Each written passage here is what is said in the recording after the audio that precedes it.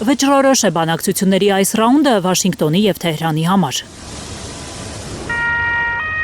Ժնևում փակ դռներից դուրս բանակցությունների ընթացքին հետևող լրագրողները օմանական միջնորդ կողմից իմացել են, որ Իրանն ու նահանգները կանաչ լույս են վառել այն առաջարկներին, որ փոխանցել են իրար։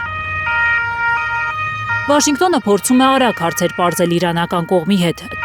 Թեհրանը երկար է ծանրութ հետևանում, չի ուզում ոչ խախտել իր կարմիր գծերը, ոչ էլ ընդունել նահանգների կարմիր գծերը։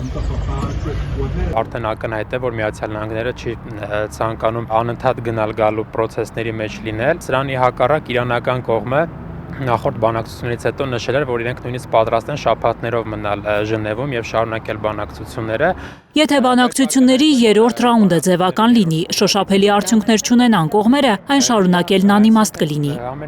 Իրանագետ Աշոտ Բադալյանի համոզմամբ։ Իրանը հրաժարվում է բանակցել հրթիռային ծրագրի տարածաշրջանում պրոքսի ուժերին աջակցությունը դադարեցնելու մասին։ Միացյալ Նահանգները դեմ է անուղղակի բանակցել միայն միջուկային ծրագրի վերաբերյալ։ Պետքարտուղար Մարկո Ռուբիոին մտահոգում է, որ Թեհրանը հրաժարվում է քննարկել բալիստիկ հրթիռների արտադրությունը դադարեցնելու հարցը։ Իրանն ունի շատ մեծ քանակությամբ բալիստիկ հրթիռներ, մասնավորապես կարճ հեռահարության բալիստիկ հրթիռներ, որոնք սպառնում են Միացյալ Նահանգներին և մեր բազաներին տարածաշրջանում, ինչպես նաև տարածաշրջանում մեր գործընկերներին։ Եվ նրանք նաև ունեն ռազմածովային ակտիվներ, որոնք սպառնում են նավագնացությանը և փորձում են վտանգավոր լինել Միացյալ Նահանգների ռազմածովային ուժերի համար։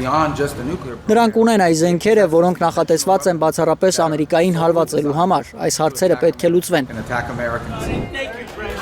Իրանագետը նկատում է, որ հող է նախապատրաստում Թրամփը Իրանին հարվածելու համար։ Զգուշացրել է եվրոպացիներին, թե այդ հրթիռները սպառնալիք են նրանց համար, չբացառելով, որ Իրանը մի օր արտադրի հրթիռներ, որոնք կհասնեն անգամ նահանգներ։ Ակնհայտ է, որ եթե կողմերը չգնան զիջումների, ապա բանակցությունները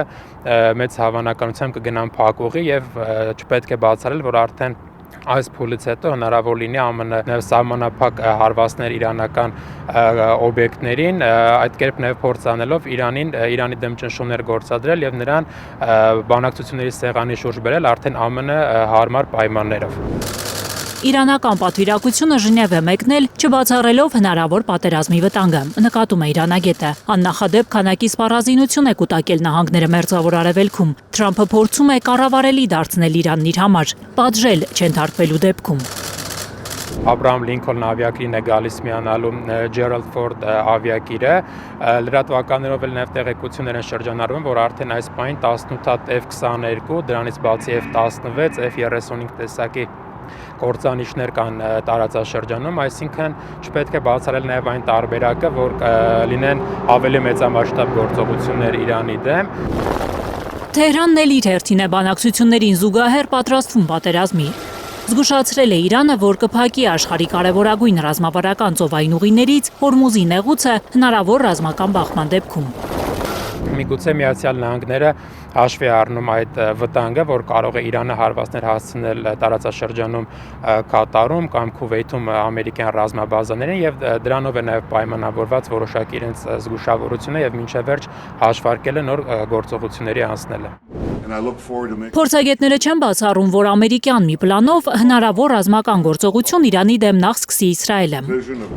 Ու եթե Իրանն այդ ժամանակ թիրախավորի ԱՄՆ ռազմաբազաներն ու սպառազինությունը տարածաշրջանում, Միացյալ Նահանգներն իբրև հակահարված կմտնի կռվի մեջ աննախադեպ ուժով։